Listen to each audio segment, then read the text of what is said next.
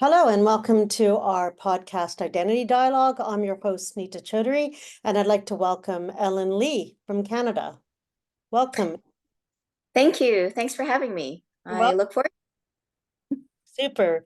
So I wanted to start with this little exercise that we do where it's you in the middle and around you, there's circles and there's descriptors that describe you, Ellen. I wondered if you could just tell us some of those words and how they describe you. Okay, sure. I did the exercise and I put me and my English name in the circle first. So my Canadian name, Ellen. And then the descriptors that I found very pertinent to describe me is I put I'm a mom, I'm a designer and an artist, I'm an athlete and a cyclist, I'm a woman, friend, partner, um, human being, and Canadian, and I kind of consider myself also spiritualist as well. Oh, interesting. Those are very comprehensive descriptors. And I'm kind of interested. You said Ellen was your English name or Canadian name. Mhm. But what other name do you have? Well, so my parents named me Kit Yi, and so that is my given Chinese name. And um, I think being born here in Canada, that's how my parents and a lot of um, Chinese Canadians did it, was that they have their given Chinese name, but they also took on Canadian or kind of an English name. So my mom is the same way. Like her, when she came to Canada, she was 14 and she named herself Angela, for example. And it's interesting because I don't want to harp on this because you had so many other descriptors, which are Hmm. artist and athlete and mom and spiritual. But I am interested in how an English name or a Chinese name might have influenced you identifying with yourself internally and how it might have manifested the way you interacted with people. And did you ever get called your Chinese name? We did whenever we went to, I guess, other Chinese people's homes, so cousins and friends of the family. So anybody who was like Chinese or who had come from China, or even Chinese Canadian born here, we were always referred to with our given Chinese names. And so it was a bit mixed up for me growing up because for that most of the time, um I would say maybe 90% of the time, because I went to school, etc., that I didn't really get called my Chinese name. So I got called as Ellen. And so, sometimes it was a bit shocking when somebody called out my Chinese name. It's like, oh, who's that? So it was interesting for sure, but it was a very small percentage of it, of me, um in feeling, even though in this body I am Chinese, like physically. Yeah. So it's interesting because I also have two names and also for the same reason, the name Nita that I use was easier for English Canadians to pronounce than my name Ipsita. And when I hear the word Ipsita or I see it, I feel like it's another person, like I'm out of my body. That's another person.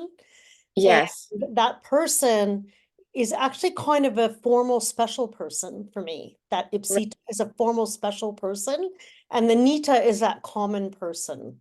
It's Right. interesting. I have a different, yeah, it's like that Ipsita is somebody else, but Yes. it's me and that person is special. I don't know. Well, I can kind of get that, like, for me, that Kit Yi is somebody else, and the Ellen actually was actually up to me to create. So it is someone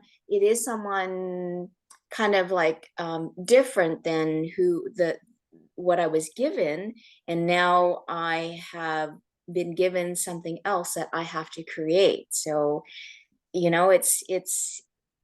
was very, it was very interesting and, struggling in the beginning because you have to create an identity for yourself because, like, yeah. Yeah, so And you create, go ahead, Ellen. no, so, and, coming from such a, what I would call kind of a visible cultural identity, it was difficult in a lot of ways to kind of take on something else that you didn't really kind of understand. You had to grow into, right? So I had to grow into Ellen as the Canadian me while still, you know, maintaining the Chinese me because this is what everybody sees, right? Yeah, interesting. That's it. I have similar experiences being in the Indian me that people see, and what is the Canadian me? So I have a question to ask you. What is the Canadian? What is the Canadian? And what does it mean to be of Chinese descent? But what is Canadian for you when you say the Canadian Ellen and the Chinese Kit? How was it? Kit Yi. Kit Kit Yi, Kit Yeah, Yi. E. So it's like two things, Kit E. So for the Canadian me, I think it was more of a like a little bit of a blank slate, but literally like a white piece of paper. So, it's like, okay, I had to put my name down and figure out, based on my interactions with what I saw on TV, what my friends were like, and to kind of create this sort of like piece of art on the blank piece of paper. So to me, Canadian is in some ways a lot. It represented a lot of freedom to me. You can kind of create it what you want it to be, and but you struggle with expectations because even with being Canadian, it's not exactly like it's not totally a blank slate, but at the same time, you are free to be able to create your own identity. I mean, I think that that was kind of it was kind of a hopeful sort of thing, when I first started, when as a kid, to be Canadian gave a lot of hope because it gave you freedom to be able to create something out of this blank piece of paper. That's And interesting. yeah. So you're kind of saying that the cultural codes and rules were more flexible than if you had been a Chinese Kit Yi? Oh yeah, for sure. For sure. I mean, being of Chinese descent is incredibly strict. I mean, my parents came from, very survivalist type of place. And for me, what I understood growing up was that being of Chinese descent, if you lived in China, life is very difficult. Life is very hard. Life is all about survival. And I mean, they really instilled a lot of that in us growing up, and what it was like to be a Chinese person is that there's a lot of struggle, a lot of harshities in life, and they constantly reminded us that we were very fortunate to be Canadian. Oh, And yeah. so what about as a woman of or a girl child of Chinese origin in Canada? Do you feel there was a difference in the way you were treated? Do you feel that as you got older, there was more freedom? Was gender as a woman have any Oh, advantage? absolutely. I mean, it's a very patriarchal type of society and culture, right? So, women did not, and I still feel they do not have equal rights or equal positioning, as human beings in China. I mean, there's all kinds of historic types of rules, laws that were very in favor if you were male. So growing up as a woman in a Chinese woman in Canada, we were still sort of subject to those expectations of how to behave, um, of how to be. That just did not have the same sort of liberties as a North American woman would have. So it was really quite difficult because I struggled to see what everybody else and all my friends um, were able to do with I guess with their identity, what they were able to express and able to feel. And I sort of felt like I had to fight harder to be able to express that part of me, to be a woman. Because being a woman, even back in the 70s and 80s, and I mean, still is a difficult place to be, to try to express that, okay, you are equal as a human being. And coming from um, a culture where it's even more difficult, I had to kind of struggle with that hard. Hard. And did you have brothers, or did you have other brothers, or? No, no, I have three younger sisters. Okay, so you were all sisters. We're all sisters. And so my parents were always, and being the eldest of all the girls, it was a bit odd in a way because I had to be an exemplary woman as well to be a role model for my sisters, which didn't quite work out well, but Oh, well, so you're not proud of being an artist, being an amazing designer? I am, but you know, those freedoms are not respected actually in Chinese culture. Like being a forerunner in the things that I want to do, to be an athlete, to be an artist, to be a free thinker, to be a spiritualist. Those things are not you know, if I did it in a way that was demure, or if it was softer, or you know, that might have been okay, but that just wasn't how I was made. I'm definitely much more rebellious and I'm a fighter. So, you know, my parents kind of thought that that was not in, as a woman, it was not a good role model, you know? I mean, I was accused of living like a man by my mom Oh, because, interesting. That's yeah, very interesting. yeah. And she said that not complimentary, like it was just not, it was not very ladylike. That's a very interesting comment. Living like a man. You live like a man, so you were afforded liberty and freedom and expression. Yeah. Well, That's and she objected that I took those liberties or took those advantages, that I sort of felt like, you know, I need to create for myself. I mean, if I'm going to be born here in Canada and I'm supposed to be, you know, living and creating in Ellen, well, I'm going to want to create it the way that I know best, right? I know how. And she didn't seem to like that because, and my dad especially, because, you know, he was a man and he kind of expected me to, and thought that I would, you know, sort of grow into my Ellen the way that, you know, traditionalist Chinese woman was supposed to. And that didn't quite happen. So it's I'm interesting. very, yeah, I'm very proud of being an artist and all the things that are me. But it was actually very hard fought.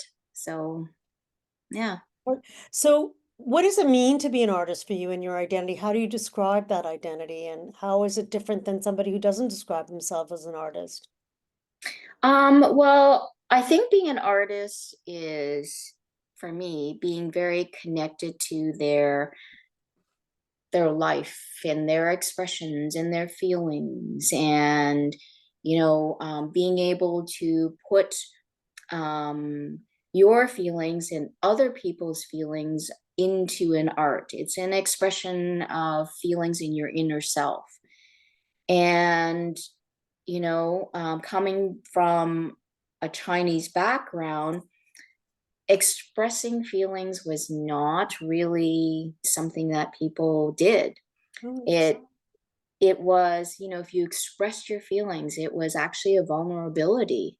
Or, you know, that's how we were taught, is that you were very stoic and you were very protective. And, you know, because if you expressed feelings, if you were creative, or if you were, you know, fluid that way, that people would see it as um, flighty or not very serious or not very logical and not very, um, I guess, put together. So And although, it's linked to the survival part of it, that it actually would prevent you from fighting for survival in a way. well, exactly. I think only people who were privileged or had time to and finances and money and ability to create art, only those people were, I mean, they had the ability to create art. Everybody else was busy, you know, I don't know, finding food or finding shelter or, you know, making a way in life, you know. If you were an artist, it was like a luxury.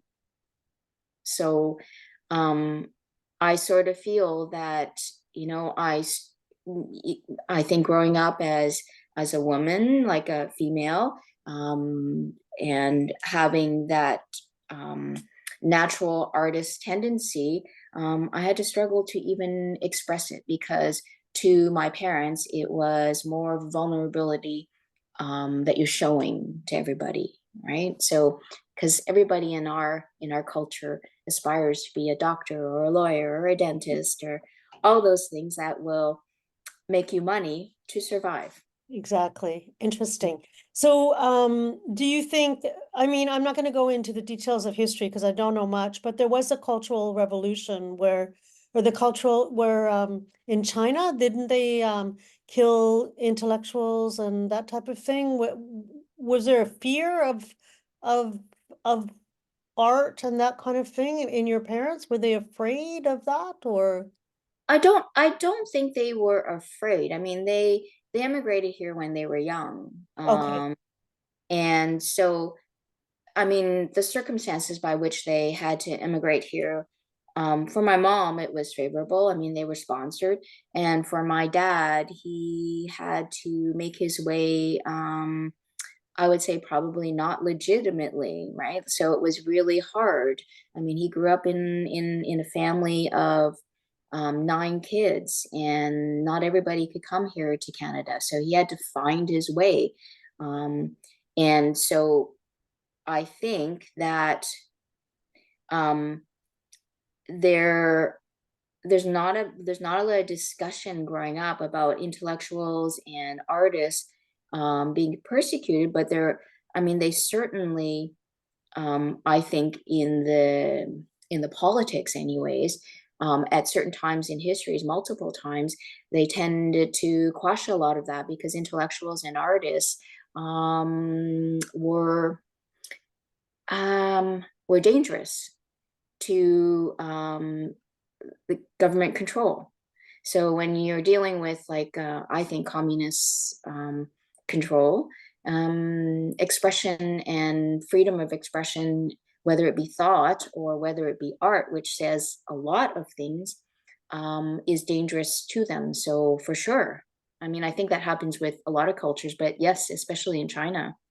And so growing up here in Canada when we were kids, it was not discouraged or encouraged, but it was more of a modeling, right? My parents were the chief and the boss, and you just did not really intellectualize your thoughts or your feelings to them because that would be seen as a challenge. That's super interesting. I just need to get a battery. One sec for my phone. One sec for my computer.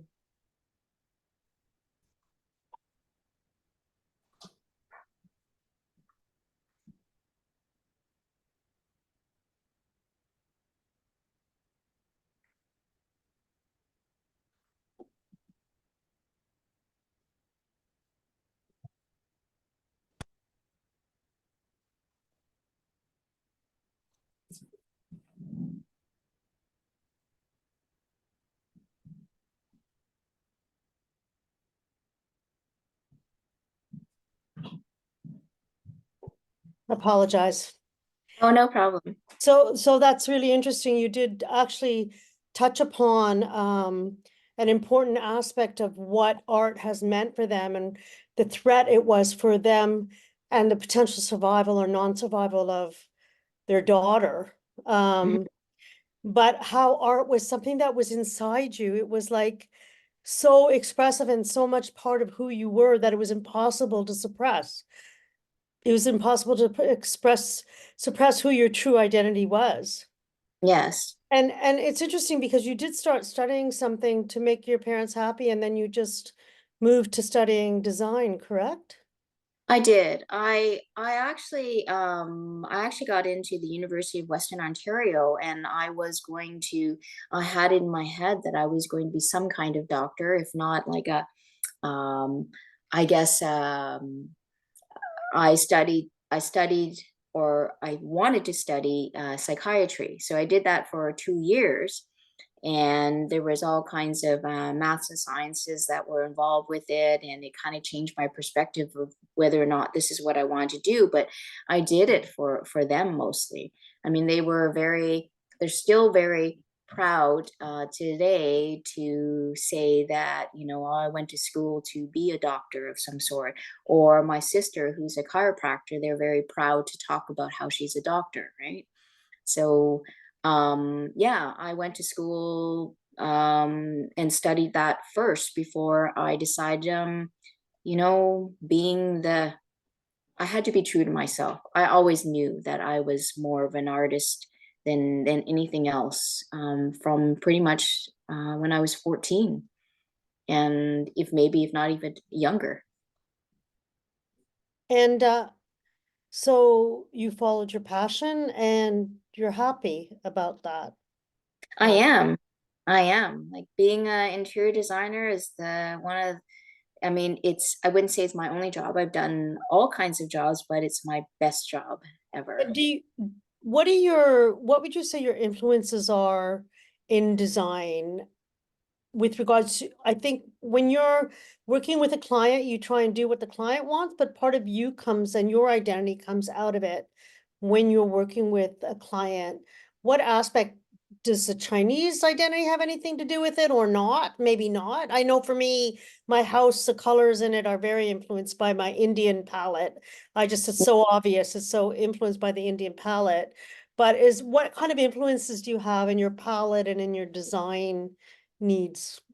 Well, it's funny because when you asked me to do this exercise with all the circles that describe my identity, one of the last things that I put on there and was spiritualist, which isn't necessarily I wouldn't have thought of until I kind of did this exercise because when I look at all these things, in regards to cultural identity and being an artist, and you're asking me, what do I bring to design, and what do I see and what influences me, I actually think that that last circle, spiritualist, is what influences me the most in design.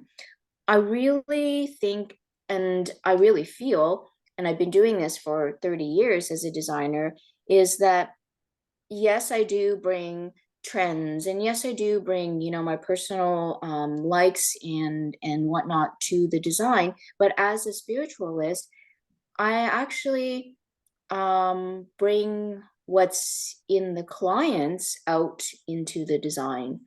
So the cultural identity aspect of it is more of the fact that I'm more of a spiritualist, and that's how I identify.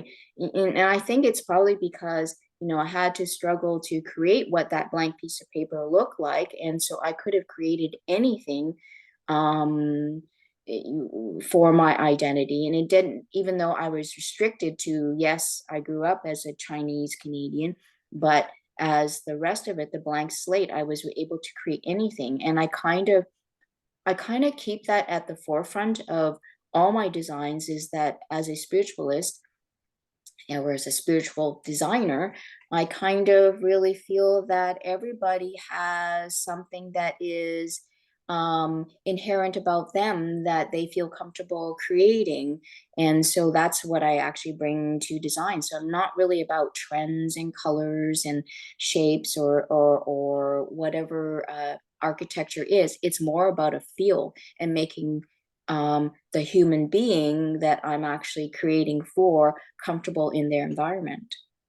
Interesting. And so how do you define spiritualist? What does that mean to be a spiritualist?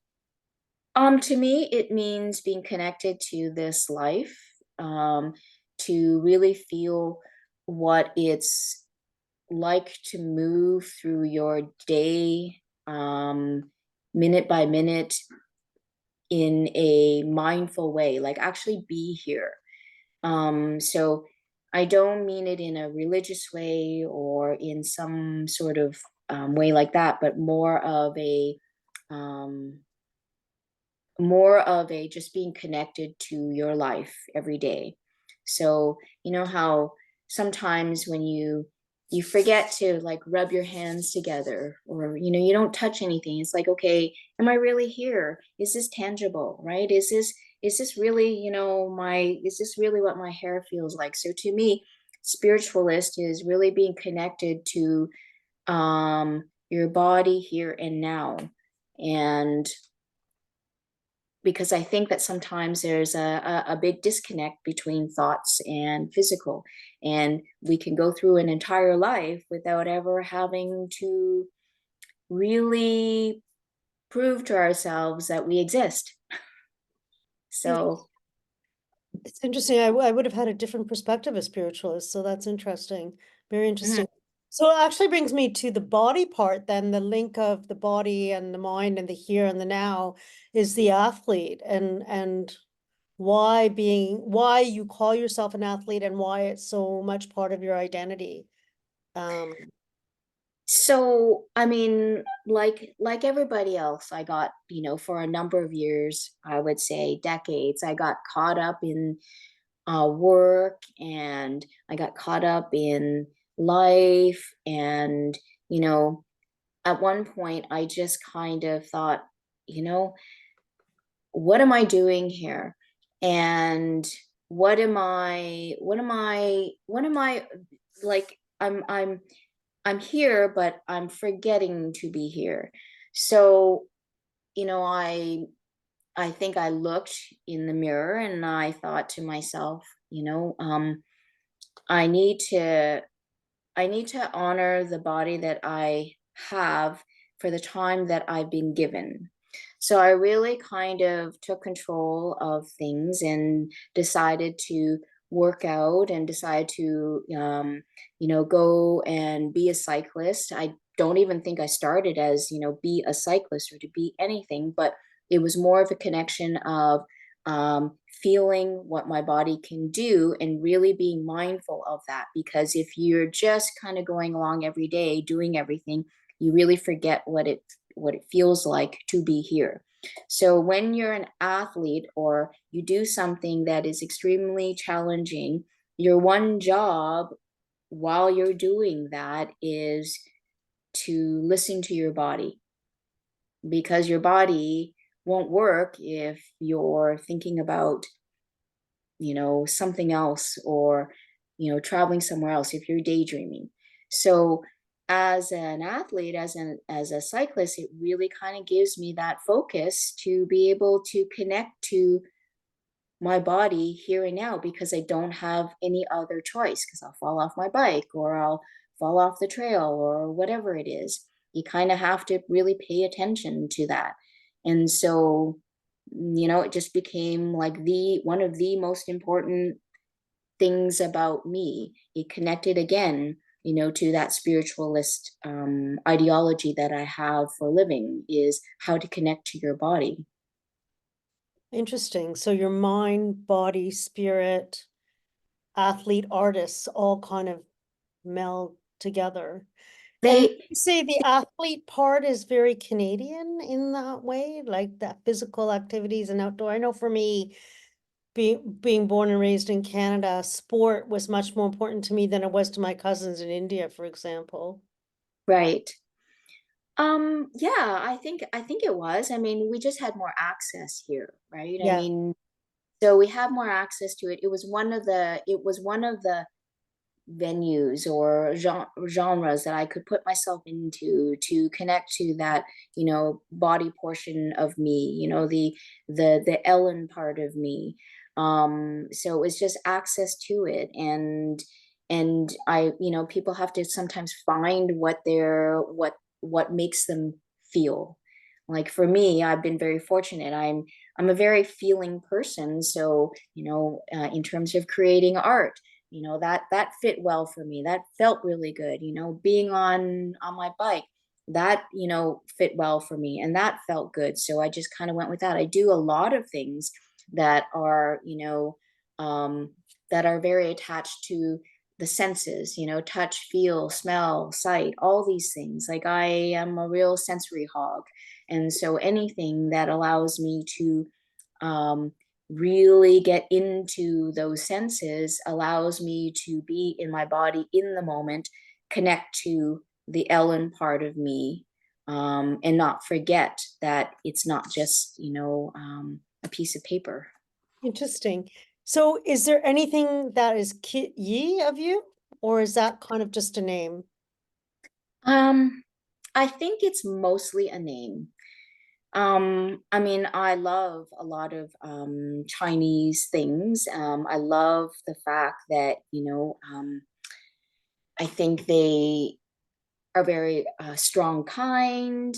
I love the food. I think they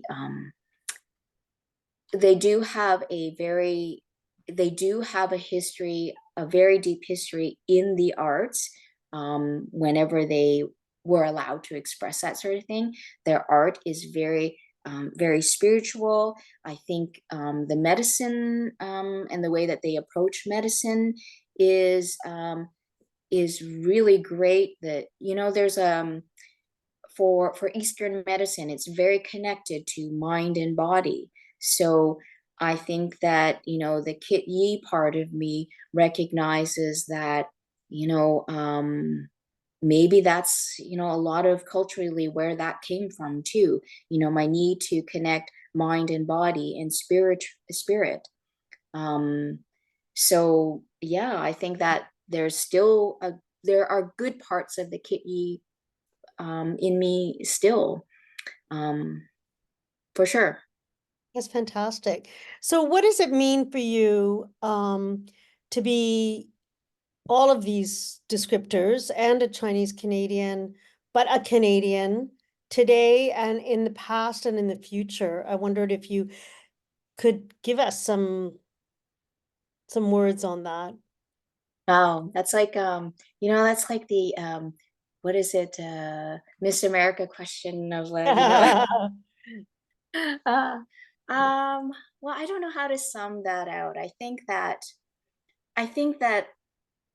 really when I look at the past me, the present me, and what the future me is going to look like, I think I just am very excited. I, sure, I have my moments of low times like everybody else, but, honestly, I'm just very excited to be alive and to create and talking about my identity as me. I hopefully still have another 40 or 50 years to create my identity. I'm still creating, and that blank piece of paper will always have more extensions to kind of go forward with. Like, the moment that you stop creating, I think, is the moment that you really kind of go to sleep for forever. So um I'm very excited to see what the future holds, but I also realize that it's up to me to create that. So I kind of think that there will be more circles that will be in this whole activity. Okay. um I don't know if that answers it, if it's Yeah, it totally answers it. And I wanted to ask another question, but I want to really thank you for this fabulous interview. I wanted to ask a question, and I don't know if you want to answer it, but there was some notions around during COVID about some of the discrimination that happened against Chinese Canadians. I wonder if you Yeah. have any comments about that and what and some of about those experiences. And I don't want to end on a bad note, so I want to go back to a good note. So I wondered if you had any comments about that. Well, for sure. I mean, that was a very dark time actually for me, you know, realizing waking up as a Canadian, um, realizing that there was so much out there that people were willing to, I think, kill. And I think that that was, you know, at some points I was very sad that this is what it was like um, for a lot of Asians. But it was more that, you know, coming back to that human and spiritualist part of me that was really disappointed that people weren't able to see past my Kit Yi and see that, you know, I had spent all this time and everybody else had spent much of their life creating that identity for themselves. And someone was willing to just say, okay, no, that's not worthy of creating. And now this is what I think that you are worth. Right. So there was a lot of, I think, disappointment on that sort of thing. But you know, I still have I still maintain that there's hope. People are people, you know, most of my friends, um, and we talked about it. They didn't actually really see me as Kit Yi. They saw me as Ellen. So I kind of had faith, you know, talking to friends of like mind that, that I was and am still important um, in this life. And so um, now that COVID or the pandemic has, you know, passed along, I'm sure there will be others, but you know, I try to just maintain that in this life, we aren't just what people see, and that it's important to um, be how you feel because I think that that is what makes human beings unique. And our cultural identity is really, for everybody, I hope, human being. And so, yeah. Well, thank you so much, Ellen. I really appreciate this discussion, and I look forward to more. Thank Thanks so you. much.